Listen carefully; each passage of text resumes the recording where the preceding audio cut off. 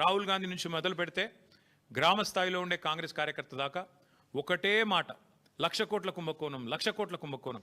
చివరికి వాళ్ళ పిల్లనిచ్చిన మామ రేవంత్ రెడ్డి గారికి, పద్మారెడ్డి గారు, ఆయన చెప్పారు 94,000 కోట్లు ఖర్చు అయిన ప్రాజెక్టులో ఒకవైపు నీళ్లు కనబడుతుంటే 94,000 కోట్ల ఖర్చైన ప్రాజెక్టులో 1,00,000 కోట్ల కుంభకోణం ఎట్లా జరుగుతుందండి, ఇది రాజకీయ ఆరోపణ తప్ప ఇంకోటి కాదు అని పిల్లనిచ్చిన మామ కూడా నవ్వుతూ కొట్టిపాడేసినా కూడా ఇంకా ముఖ్యమంత్రి గారి బుద్ధి మాత్రం మారడం లేదు.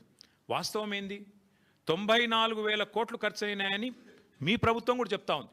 బీఆర్ఎస్ ప్రభుత్వం ఉన్నప్పుడు కాళేశ్వరం ప్రాజెక్టు కోసం 93,769 కోట్లు, దాదాపుగా రౌండ్ ఆఫ్ చేస్తే 94,000 కోట్లు ఖర్చు అయినాయని మీ ప్రభుత్వం చెప్పింది. అందులో మేడిగడ్డ బ్యారేజ్ ఖర్చు ఎంత, 4,000 కోట్లు. 4,000 కోట్లలో మన హరీష్ రావు గారు వివరంగా చెప్పినారు. ఏది శాసనసభలో 4,000 కోట్లలో భూసేకరణకు ఎంత అయింది, రిటైనింగ్ వాల్స్ కన్స్ట్రక్షన్కి ఎంత అయింది, ఓన్లీ ఆ బ్యారేజ్ ఏదైతే సిమెంట్ స్ట్రక్చర్ ఉందో దానికి ఎంత అయింది లెక్క తీస్తే మరి 85 పిల్లర్లు ఉండే ఆ బ్యారేజ్ ఖర్చు అయింది 1,500 2,000 కోట్లు.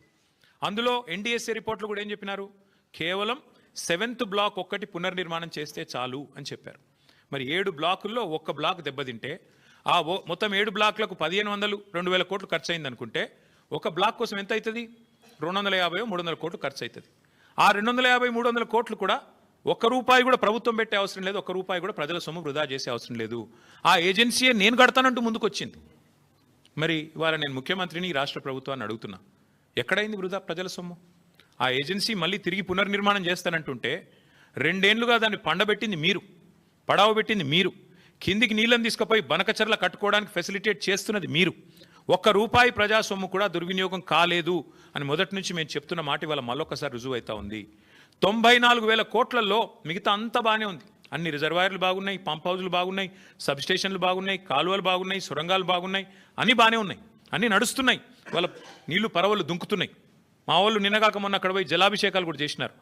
ఇవన్నీ ఇట్లా ఉంటే 94,000 కోట్లలో 250 కోట్లు మళ్ళీ